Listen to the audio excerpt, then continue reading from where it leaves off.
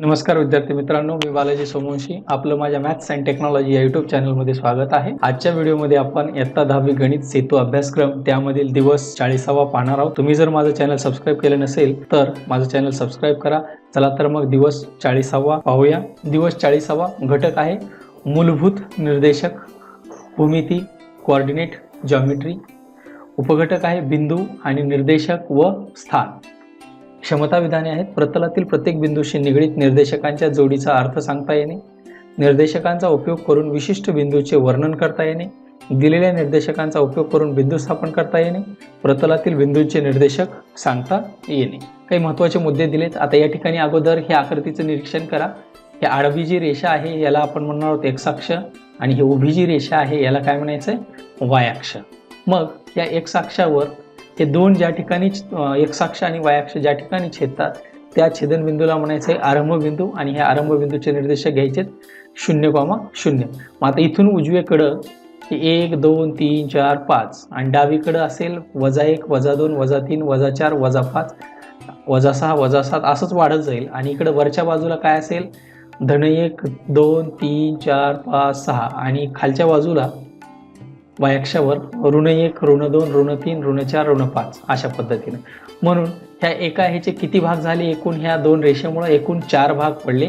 त्या चारही भागाला चरण म्हणणार आहोत आपण. हे जो पहिला जो भाग आहे इकडं या ठिकाणचा हा, ह्याला म्हणायचं चरण पहिलं. याच्यामध्ये एक्सचे निर्देशकही धन असतील, वायचे निर्देशक सुद्धा धन. म्हणून पहिल्या चरणात दोन्ही अक्षाचे निर्देशक धन असतील. हे दुसरं चरण असेल ऋण धन. तिसरं चरण असेल हे दोन्ही पण ऋण असतील, म्हणजे हे एक्सचे सहगुणक एक्सचे निर्देशक ऋण असतील आणि इकडे वायचे सहगुणक सुद्धा ऋण असतील. आणि चौथं चरण आहे एक्सचे निर्देशक धन असतील, वायचे निर्देशक ऋण असतील. असे एकूण किती 4 चरण होतात. तर बघा इथं काय सांगितलेलं आहे, अक्ष एखाद्या बिंदूचे प्रतलातील स्थान सांगण्यासाठी त्याच प्रतलातील सोयीच्या ठिकाणी काढलेल्या आडव्या रेषेला एक्स अक्ष म्हणतात.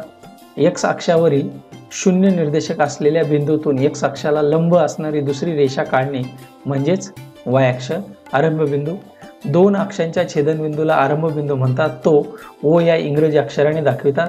एक्स अक्षावर 0च्या उजवीकडे धन संख्या तर डावीकडे ऋण संख्या दाखवितात. वाय अक्षावर वरच्या बाजूला धन तर खालच्या बाजूला ऋण संख्या दाखवतात. हे आपण आताच थोड्या वेळापूर्वी पाहिले.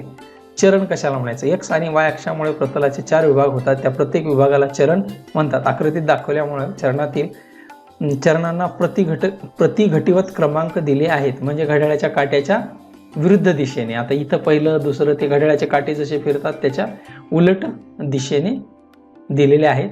घड्याळाच्या काट्याच्या दिशेने लक्षात ठेवा.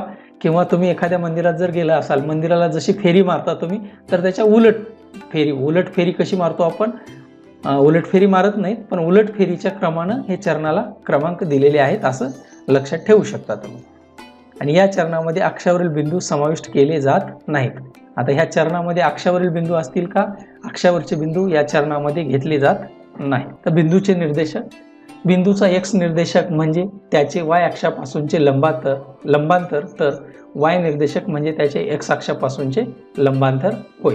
प्रतलातील प्रत्येक बिंदूशी निर्देशकांची एक आणि एकच जोडी किंवा त्याला क्रमित जोडी निगडीत असते. बिंदूच्या निर्देशकांच्या क्रमित जोडीतील पहिली संख्या एक्स निर्देशक तर दुसरी संख्या वाय निर्देशक असते. आता उदाहरणार्थ या ठिकाणी बिंदू ए घेतलेला आहे. आता बिंदू ए चे निर्देशक दिलेत -3, किंवा -3,2.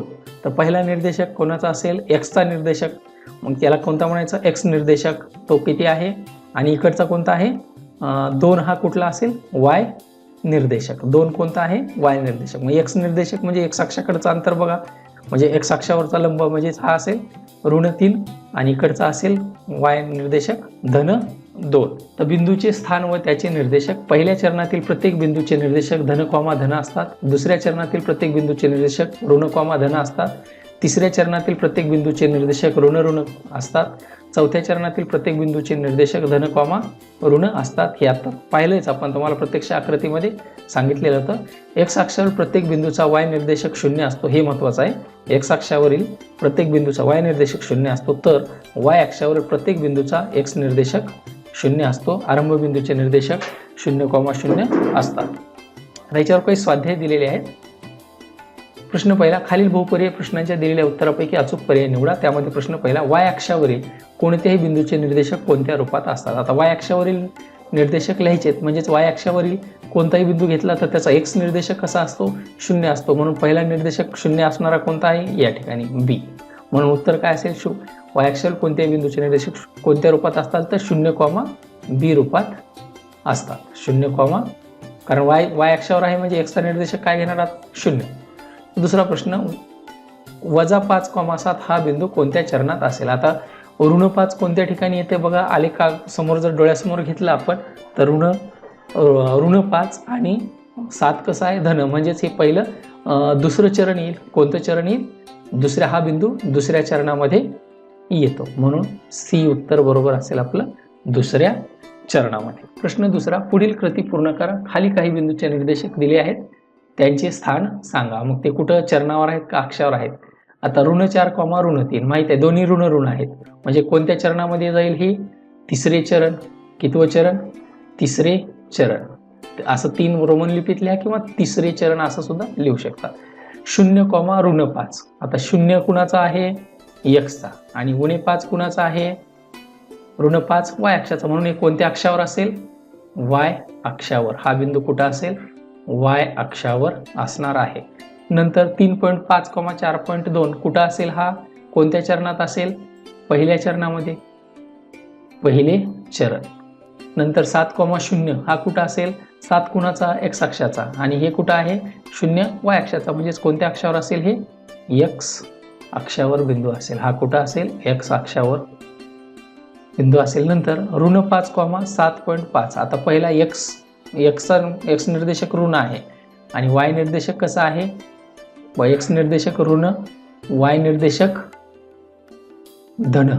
बघा, एक्स निर्देशक ऋण म्हणजे आपल्या डाव्या हाताकडे येईल एक्स अक्षावर, आणि धन कुठं, वरच्या बाजूला. म्हणजेच कितवं चरण असेल, हे दुसरं चरण असेल, चरण दुसरं. हे 2 आहे, रोमन लिपीतला आपण 2 लिहिले, दुसरे चरण. नंतर 0,3.5. 0 हा एक्स अक्षाचा मिळाला. 3.5 कुठला असेल, हा वाय अक्षाचा. म्हणजेच तो बिंदू कुठं असेल, वाय अक्षावर असेल, वाय अक्षावर असेल. नंतर ऋण 2.1, 0. तर ऋण 2.1 कुठला आहे, एक्सचा आहे, आणि हा 0 हा वायचा. म्हणजेच बिंदू कुठं असेल, एक्स अक्षावर. कोणत्या अक्षावर असेल, एक्स अक्षावर. किंवा ह्याला आणखीन जर म्हणायचं असेल तर ऋण एक्स अक्षावर, म्हणजे डावीकडे. 2,3 हा बिंदू कुठे येईल, 2 हा कुणाचा, एक्सचा, आणि ऋण 3 कुणाचा आहे, वायचा. म्हणजेच हा कितव्या चरणात असेल, चौथ्या चरणामध्ये असेल. कोणत्या चरणामध्ये, या बिंदूचं ठिकाण चौथे चरण आहे. आता आलेखाचे निरीक्षण करून खालील बिंदूचे निर्देशक लिहा. आता इथं बिंदू दिलेले आहेत बरेचसे, आणि इकडं आपल्याला फक्त त्या बिंदूचे निर्देशक लिहायचे. आता पी बिंदू पहा कुठं आहे, या ठिकाणी पी बिंदू. आता निर्देशक लिहिते वेळेस सुरुवातीला एक्सचा सांगायचा, नंतर वायचा. काय आहे मग, हा 6, ऋण 3. याचे निर्देशक काय येतील, 6, ऋण 3. नंतर दुसरा निर्देशक आहे जे. कुठं आहे बघा, पहा जे सापडला इथं, जे. तर एक्सचा काय आहे, ऋण 4, ऋण 3. ऋण 4, ऋण 3. नंतर बिंदू ई पहा इथं, हा सापडला ई. एक्सचा बघा ऋण 4, धन 4. इकडे वायचा, अगोदर एक्सचा नंतर वायचा. ऋण 4, ऋण 4, त्यानंतर बिंदू ए. याचे निर्देशक अगोदर एक्सचा बघायचा नंतर वायचा. एक्सचा काय आहे, 3. ही रेषा सरळ येणारी पाहिजे, 3, आणि वाय कडली सुद्धा 3. म्हणजे याचे निर्देशक आले 3,3. नंतर एचचे निर्देशक, एच कुठं आहे, हा या ठिकाणी. एचचे निर्देशक काय असतील मग, एक्सचा निर्देशक काय असेल, ऋण 8, आणि वायचा निर्देशक 0. म्हणजे ऋण 8,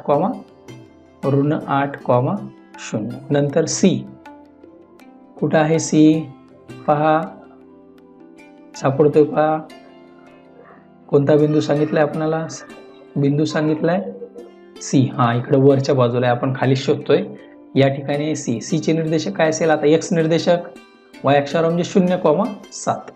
सीचे निर्देशक असतील 0,7. नंतर एल कोणत्या ठिकाणी आहे, जे के. पहा इकडं एल कुठं सापडतोय, जे के हाच असेल एल. हा एल, कॅपिटल एल आहे का कुठं बघा व्यवस्थित, हा एल नाही नसून इकडं आहे एल या ठिकाणी. तर याचे निर्देशक काय असतील, अगोदर एक्सचा निर्देशक काय असेल 0 आणि वायचा निर्देशक कसा आहे हा ऋण 6 0, ऋण 6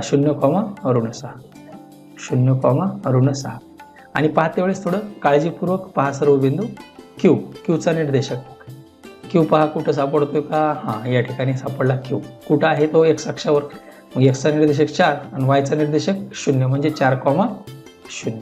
याचे निर्देशक असतील 4, नंतरचा प्रश्न आहे एकाच निर्देशक पद्धतीवर पुढील बिंदू स्थापन करा. आता काय करायचंय, फक्त आपल्याला बिंदू स्थापन करायचे. ए 4,5, बी 5,0, सी 4,5, डी 0,3.5, उणे 3,5 एफ असेल. अशा प्रकारचे सर्व बिंदूले. तर चला तर मग आपण काय करू, रोबो कंपासच्या सहाय्यानं प्रत्यक्ष आलेख पद्धतीनं हे बिंदू स्थापन करूया आणि प्रत्यक्ष आलेख कागदावर हे बिंदू स्थापन करू. तर पहिला बिंदू कोणता स्थापन करायचा आहे आपल्याला, तर पहिला बिंदू आहे ए 4,5 करू स्थापन. 4,5. दुसरा आहे बी 5,0 या ठिकाणी येईल बी 5,0. तिसरा आहे सी 4,5 या ठिकाणी येईल 4,5. त्यानंतर डी आहे 0,3.5 0,3.5 म्हणजे कुठं आला तो वाय अक्षावर. त्यानंतर ई बिंदू घेऊ उणे 3,5 तिसऱ्या चरणात उणे 3,5. नंतर एफ 0,2 0,2. नंतर जी 3.5, 2.5 पहा इथं 3.5, 2.5 पहिल्या चरणामध्ये. नंतर जी एच उणे 7,2 ऋण 7,2 काय असेल मग ऋण 7,2. त्याच्यानंतर आय बिंदू घेऊ ऋण 7,0. त्याच्यानंतर आरंभ बिंदू घेऊ ओ 0,0 0,0. हे तुम्हाला लक्षात आलंच असेल. आता या ठिकाणी हा आडवा काय आहे आपला एक्स अक्ष आहे, हा उभा वाय अक्ष आहे आणि प्रत्येकावर प्रमाण लिहिलेलं आहे. आता आपल्या पुस्तकामध्ये कुठपर्यंत 10-11 पर्यंत असतं, पण हे कुठपर्यंत पण आपण प्रमाण वाढवू शकतो. इथं 24 पर्यंत दिलेलं आहे, इकडं ऋण 14 पर्यंत आहे, इकडं 22, 23, 24 पर्यंत आहे, इकडं सुद्धा खालच्या बाजूला आहे. आता आपण हे 3D मध्ये काढतो. जर 2D मध्ये पाहिलं तर तुम्हाला लक्षात येईल. थोडंसं याला लहान करतो म्हणजे आणखी लक्षात येईल तुमच्या. पाय दिसतोय हा वाय अक्ष हा पूर्ण उभा आणि आडवा हा एक्स अक्ष आणि आपण हे स्थापन केलेले बिंदू. या पद्धतीनं आपण हे सर्व बिंदू स्थापन केलेले आहेत. आता या ठिकाणी ह्याला मोठं केलं तर बरोबर तुम्हाला हे लक्षात आलेलं आहे. सर्व बिंदू स्थापन केलेले आहेत. प्रश्न तिसरा, प्रतलात निर्देशक पद्धती स्थापन करा व त्यावर 3,4, 3, ऋण 4, ऋण 3, ऋण 4 आणि ऋण 3,4 हे बिंदू स्थापन करून ते क्रमाक्रमाने एकमेकांना जोडा व तयार होणाऱ्या चौकोनाचा प्रकार सांगा. मग आता आपण हे काय करू, आलेखावरच प्रत्यक्ष आलेखावर हे बिंदू स्थापन करू आणि तो कोणता प्रकार येतो चौकोनाचा तो सुद्धा सांगू.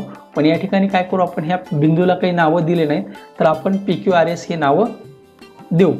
चला तर मग पहिला बिंदू स्थापन करू 3,4 त्याला नाव देऊ P आहे काय का 3,4. दुसरा बिंदू स्थापन करू Q 3,4 त्याला नाव दिलं 3,4 ला Q नाव दिलं. तिसरा घेऊ ऋण 3, ऋण 4 ऋण 3, ऋण 4. नंतर तिसरा बिंदू घेऊ ऋण 3, चौथा बिंदू ऋण 3,4. परत हे सर्व बिंदू मोजपट्टीनं जोडून घेऊ. PQ जोडला. नंतर काय करू आपण QR जोडून घ्या.